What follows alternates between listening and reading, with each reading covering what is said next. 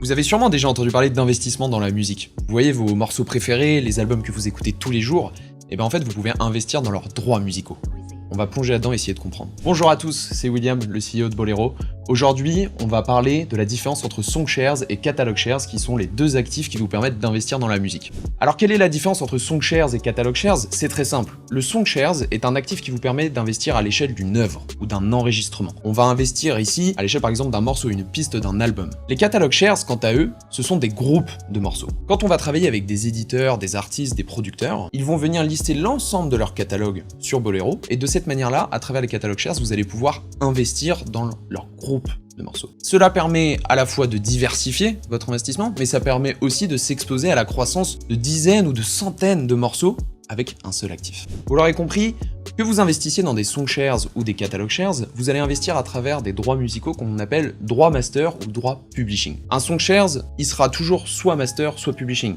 Ce qui est intéressant avec un Catalog Shares, à contrario, c'est que vous allez pouvoir investir à la fois dans le master et dans le publishing, selon ce que l'artiste, le producteur ou l'éditeur aura souhaité mettre en vente. Les sources de revenus du master sont les suivantes. On a le streaming, les téléchargements, les ventes physiques et enfin la synchronisation, qui est très intéressante puisque c'est le process qui permet de placer des chansons dans des films, des pubs ou des séries. Quant au publishing, on va avoir davantage de sources de revenus. On va avoir le streaming toujours, la consommation sur les plateformes digitales, les plateformes vidéo comme YouTube ou autres. On va avoir les passages à la radio, les diffusions publiques. On va avoir les synchronisations également, donc lorsque l'œuvre est utilisée dans un contenu audiovisuel. La recette issue des clubs, boîtes de nuit, cafés, hôtels, restaurants.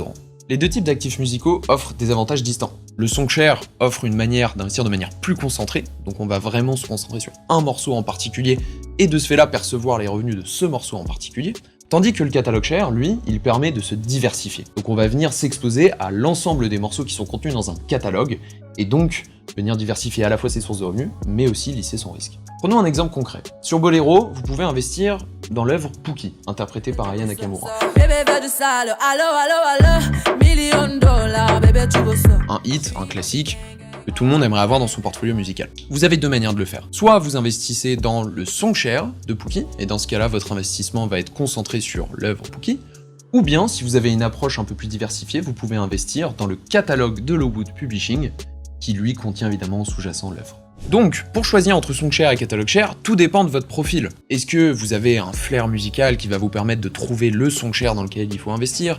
Est-ce que vous êtes plutôt du genre à vous exposer à un genre musical ou à un compositeur ou un éditeur en particulier? Il faut être conscient de ses connaissances perso concernant un artiste en particulier ou un morceau en particulier. Concernant le marché secondaire, les deux actifs fonctionnent de la même manière. Une fois que vous avez acquis des Songshares ou des Catalog Shares sur le marché primaire ou sur le marché secondaire, vous allez pouvoir les mettre en vente afin que d'autres utilisateurs et d'autres membres de la communauté Bolero puissent acheter vos parts. Quelques exemples de Songshares que vous pouvez investir dans des morceaux interprétés par Jul, Le Sang, Chagriné, Macasio ou encore La Street. À travers le catalogue de Jul Publishing, vous allez pouvoir investir dans plus de 600 morceaux, dont la discographie complète d'un artiste comme un artiste comme Joker ou encore Solalune.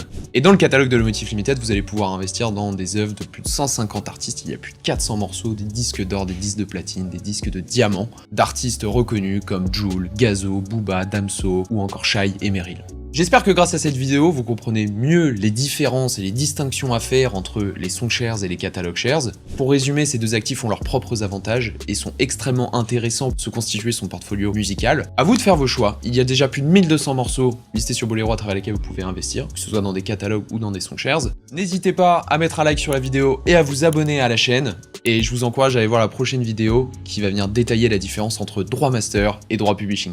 À bientôt.